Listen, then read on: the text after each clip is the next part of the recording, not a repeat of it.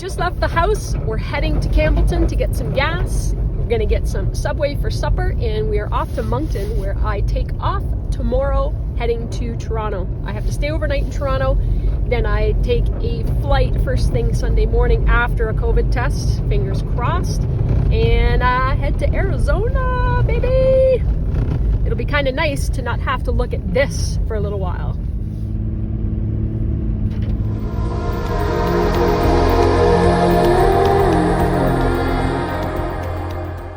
Honest to God, we are the kings and queens of sketchy hotels. This one, although not our worst, but not far off.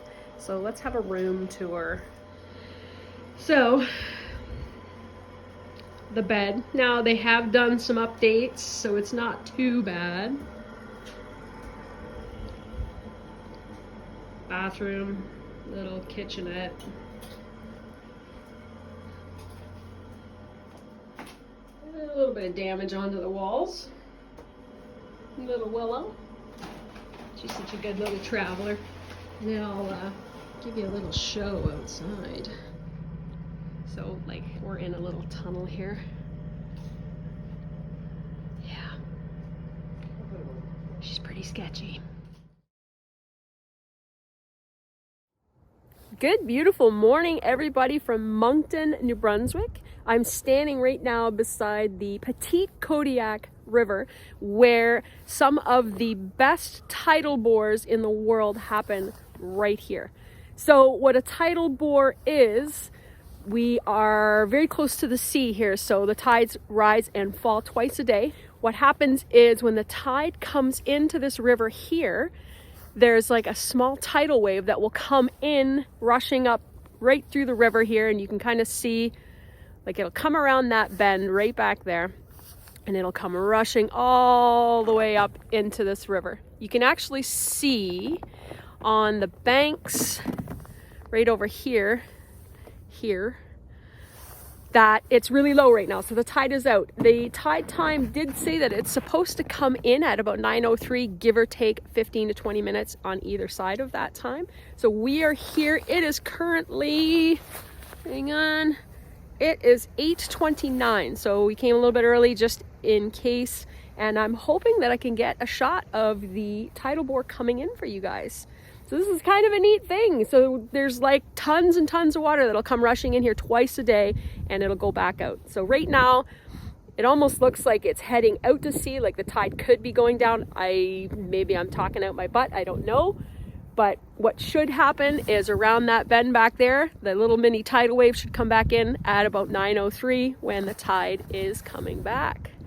We've been here an hour. We still haven't seen the tidal bore.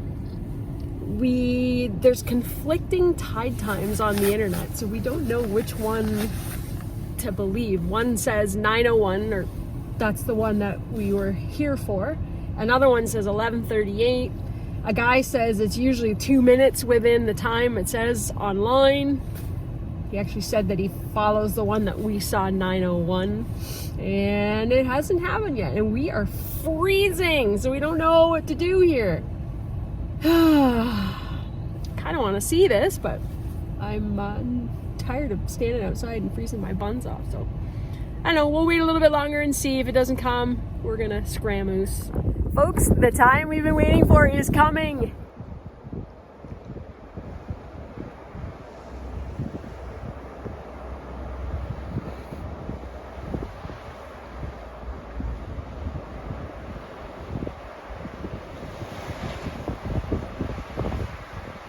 Now that was worth the wait.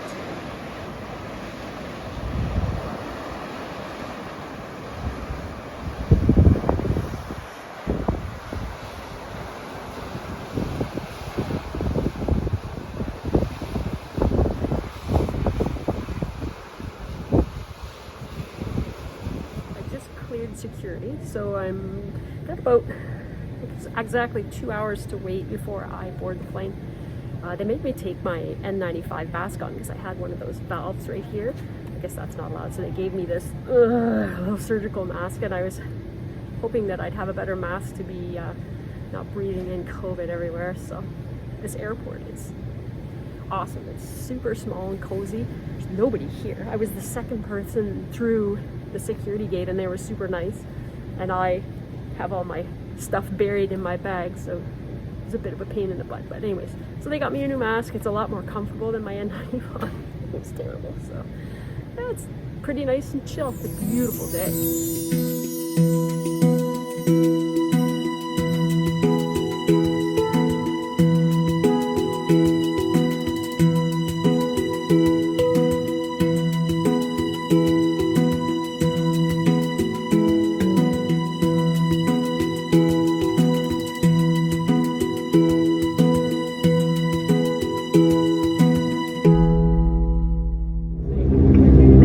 Bienvenue à Montréal, il est présentement 5h41 heure locale. Nous vous prions de demeurer assis, de garder votre ceinture de sécurité attachée au bagage établissements.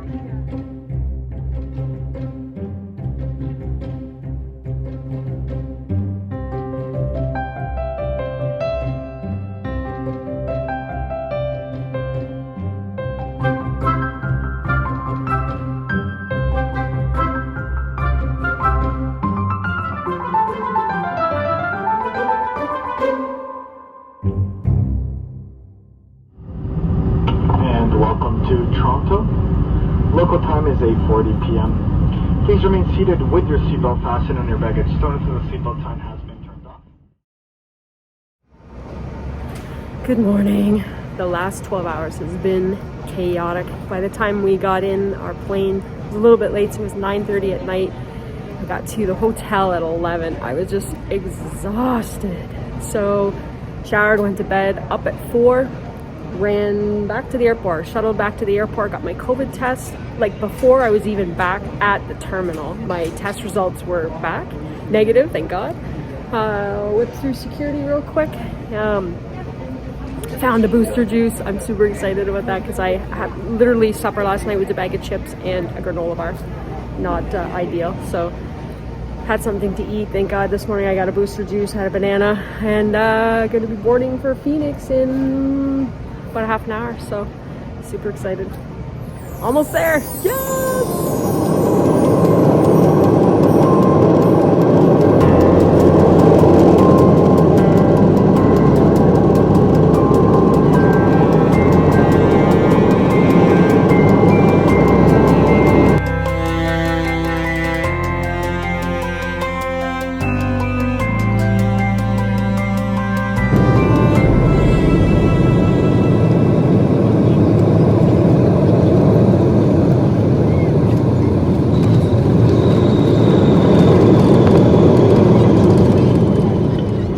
Welcome to Phoenix. Local time is 10:46. Please remain seated with your seatbelt fastened. Have a baggage stowed until the seatbelt sign has been turned off. I don't know if any of you remember our little catastrophe that happened in Arizona a few years ago when we flew all the way to Phoenix and were not able to get our rental car. That almost just happened. I had a reservation with Fox, go to check in, everything, and they don't take Visa debit. And I'm like, they said this just started a year ago, they had stopped taking Visa debit, and I'm starting to freak. So I'm like, I've never had a problem, I've always rented, blah, blah, blah.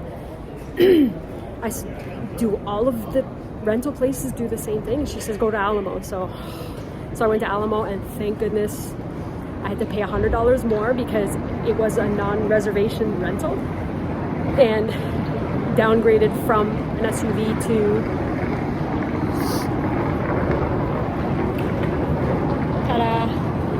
that's a little Sprite. So we have a micro car. So I specifically rented an SUV to be able to sleep in the SUV and the chances of inclement weather. That's not happening in this little car. So anyways, we'll be tenting it no matter what, but at least it'll be good on gas.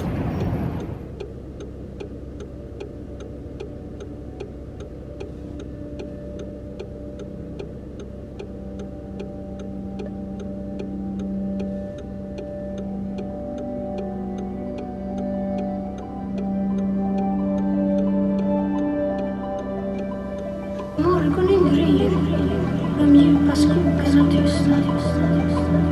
Natthimlen glittrar, dimman ligger till. Morgonen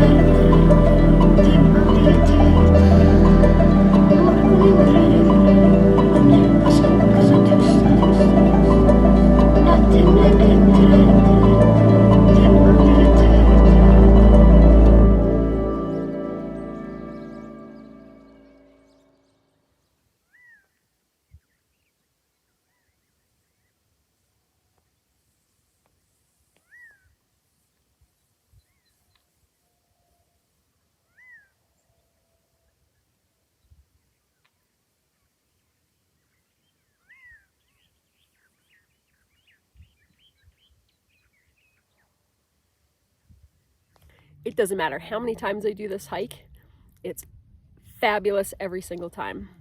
It just came to the top of Flatiron. It's 3 o'clock. We left at 11. So about 4 hours to get up. Probably take us about 2.5, 3 hours to get down. But it's a fabulous day. It's cool. It's probably about 65. The wind's actually chilly up here, but we were working up a heck of a sweat to get up here. And as always, the views never disappoint.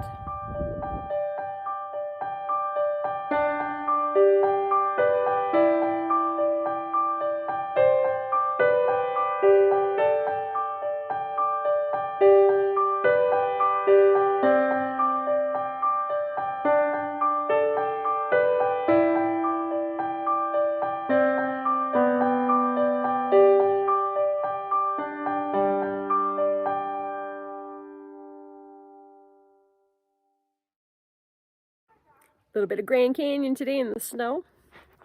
It's just started kind of gently falling snowflakes, so it's kind of pretty.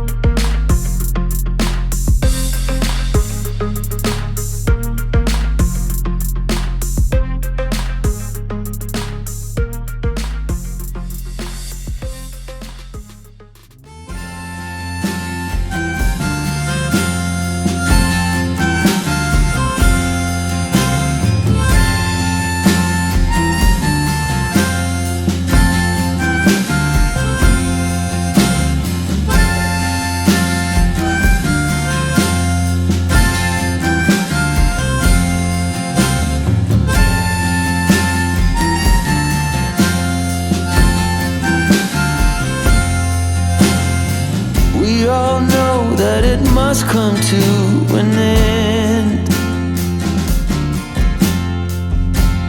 Happy or sad, my dearest friend, there's nothing easy about this.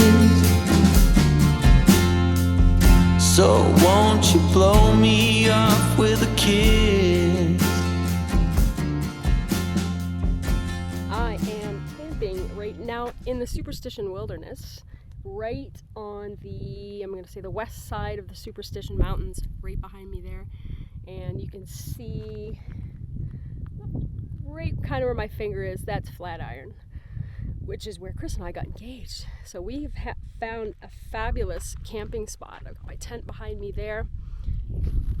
The scenery is just to die for. Let's go for a wee walk. I'm going to show you some of the vegetation. I'm going to start off right here. It's called a chain fruit cholla. These little segments that are on here come off very easily and will stick inside your skin like you have no idea. Usually you have to use pliers to get them out. They're pretty bad. right here, everybody knows a prickly pear. You can actually grow these in Ontario, Quebec, in I forget what zones, but you can grow them kind of where we live.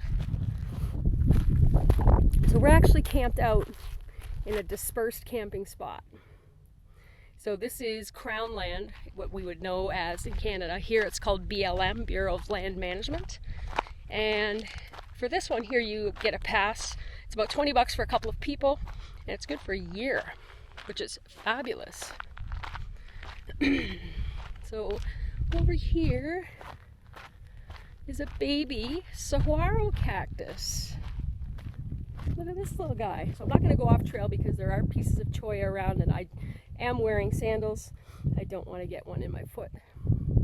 So I'm not exactly sure how old this guy is, but he's just little. He's probably, I'm going to say he's about 5 feet tall. Saguaros are usually about 90 to 100 years old before they start growing arms, which is unbelievable when you think of it, because there are some saguaros that have many arms. So that way you know how old they are. This here is a jojoba. You know, the jojoba oil that you use to, make your face really good? That's where that comes from right there, the jojoba. This is my favorite right here. This is a creosote bush, and the smell is unbelievable. My absolute favorite. Over here, I have to watch because there could be snakes. It is warm. I'm going to watch my footing. This is a teddy bear cholla. So the other one I showed you before was a chain fruit. This is a teddy bear. These segments fall off even easier than the chain fruit. You look at its trunk, it looks like it's fuzzy and cute and you just want to touch it and rub it. This would love nothing more than for you to touch it so it can jam its teeth into your skin. And again, you need pliers to get them out. Right here is a hedgehog cactus. These, right now, actually, we did a hike today in the Peralta Canyon, and there was quite a few that were flowered, and they have beautiful purple flowers. You can see that there's another one over here. These are little hedgehogs. They're really cool. What else can we find? Over here. Now again, I don't want to go into too much off trail because there could be snakes. I am wearing sandals, so I am going to be very careful. Listening for rattles. This is a Palo Verde. These, you can see there's tiny little leaves on there.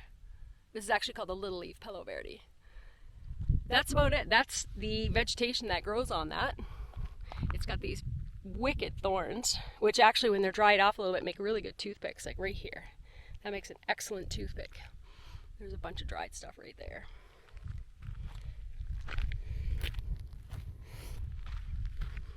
There's another teddy bear cholla. Would love nothing more than to kick your ass. Actually, I should show you how easy the segments come off. I'll use a long stick. All right, let me get out of the shadow. You're watching? You just go blunk, and he falls off. And that, actually I can't see, that's how they regenerate. So that guy will eventually grow into another one because they kind of spread everywhere. Oh, we have a cow path. So there are cattle that will graze back here. Oh, look at this, folks. Look, right on the back of my shoe. Okay, let me get out of here.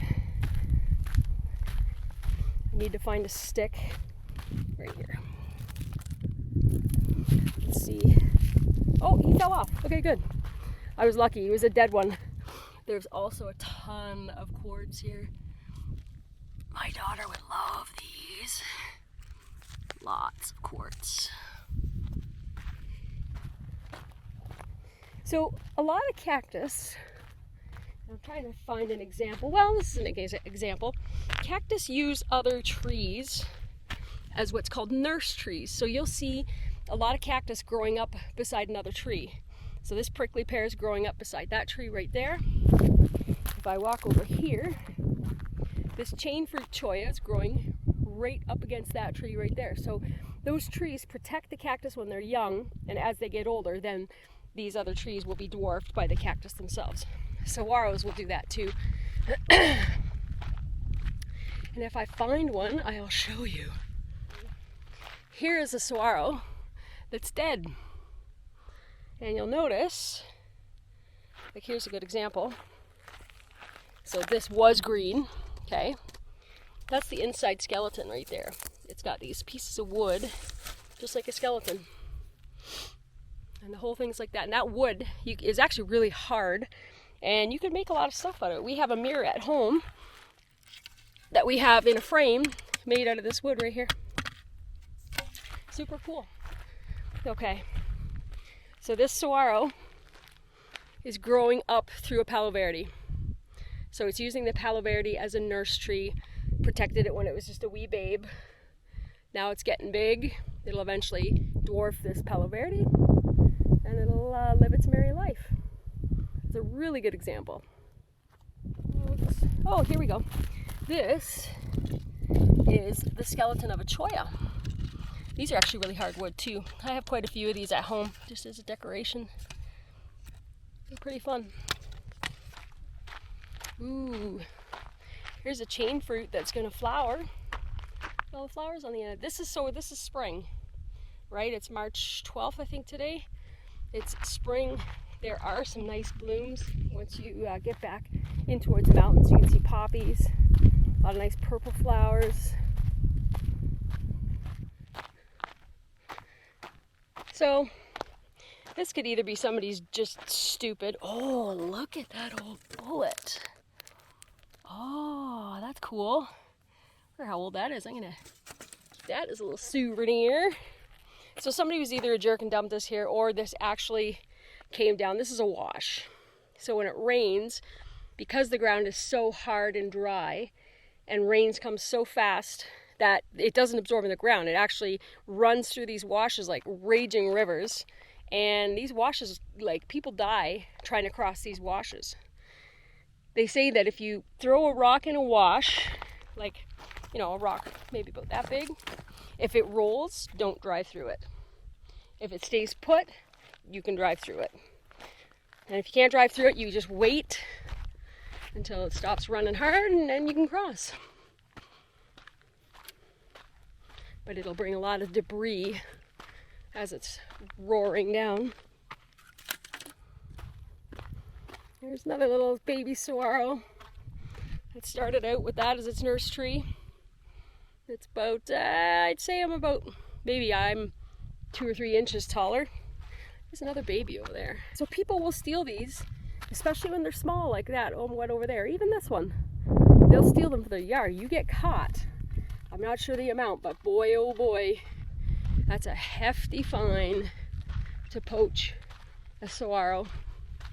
This, guys, is an ocotillo.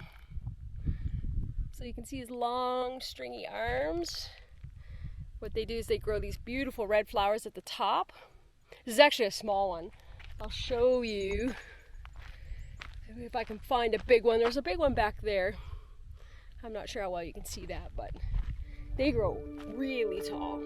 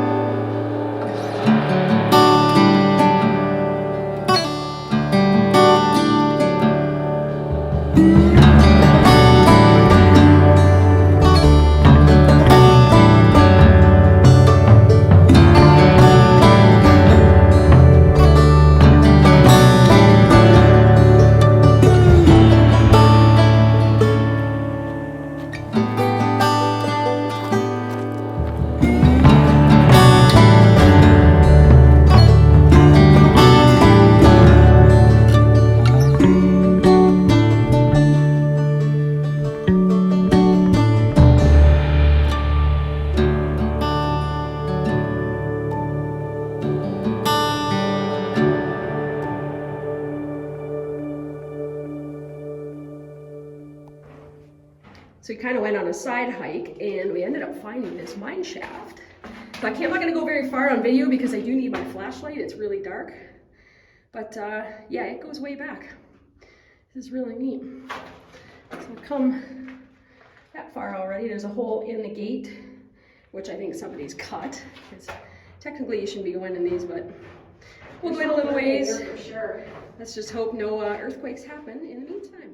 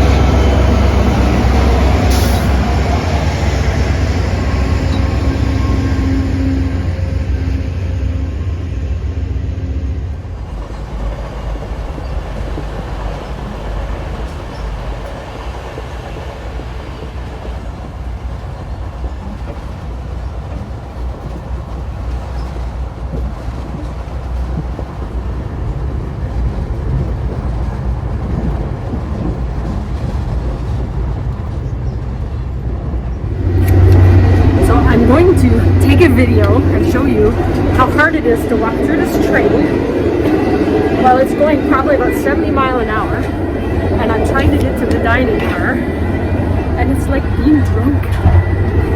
It's really fun. See, it's okay right now. It's going pretty straight, and I'm gonna get to, yeah, so it's rocking a little bit, but when you see how much it goes in between the cars, it's absolutely crazy, but it's so much fun.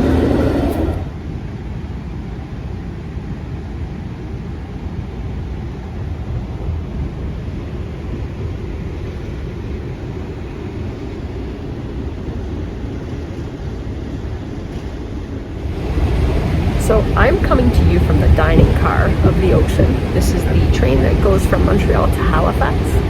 This is such a cool experience. I'm so excited to be part of this. If you look behind me, the sunset is top notch over Montreal.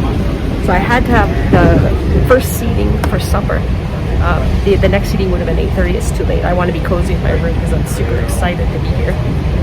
So I'm just sitting down. They're waiting for the people to get onto the dining car, and then we're gonna have something to eat and get cozy for bed. Unbelievable. Love this. Take the train, everybody. Take the Ocean. There's a girl in the next room, and she's smoking in her room, and the whole car reeks of American cigarettes. I can't believe the nerve of somebody even trying that. And I don't know why it's not setting off the fire alarm, but it's brutal. Like, it stinks so bad in here. The conductor or the car attendant went by and banged on her door, and she wouldn't open the door, and so he yelled through the door, "This is your last warning of cigarettes." Oh my god. Like, I don't understand why somebody has to be an asshole. You know what I mean? Like, it's... She was trying to get wine. 2 bottles of wine brought to her room with room service, but she didn't have a credit card, so she was calling to get her dad's credit card number. And she asked to use the attendant's phone to call her dad. And the attendant's like, "You have to have the physical card to actually make the charge." And she's arguing with him, and I'm like, oh my god. This was the train hadn't even left Montreal yet. It's just insane. But on a good note, I am cozy in my bed. I've got the window open so I can watch the cities go by. This is so cool, except for Stinky, the cigarette. cigarette smoke. I smell like I've been at a bar all night, but it'd be awesome actually if they threw her off the train. Drama.